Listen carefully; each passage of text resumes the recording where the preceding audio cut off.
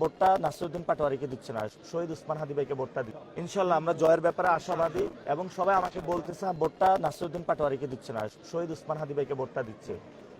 আমাকে একটু আগে হামলা করা হয়েছে, আমরা ভীত নই, আমরা তারপরে ঘুরে দাঁড়াবো। আমরা শেষ পর্যন্ত আমরা চাই বাংলাদেশে একটি সুষ্ঠু নির্বাচন হোক। এই সুষ্ঠু নির্বাচনের মধ্য দিয়ে যে আসুক এটা আমরা সেটা মেনে নিব, কিন্তু এখন এই নির্বাচনকে বানচাল করার জন্য বেগম খালেদা জিয়া তো গণতন্ত্রের কথা বলেছেন, তাহলে তারই দলের একজন স্ট্যান্ডিং কমিটির সদস্য যে নির্বাচন বানচাল করতে চায়, গণতন্ত্র তার সহ্য হচ্ছে না।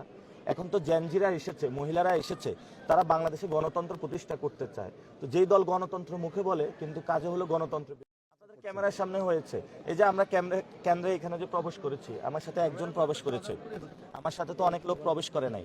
সেখানেও যিনি আমার এই আসনের প্রধান পরিচালক উনি আমার সাথে ভিতরে গিয়েছে, এবং এটা সেনাবাহিনী এবং সবার অ্যাক্সেস অনুযায়ী নেওয়া আছে, অর্থাৎ দুইজন যেতে পারে, সাথে একজন যেতে পারে, সে অনুযায়ী আমরা গিয়েছিলাম।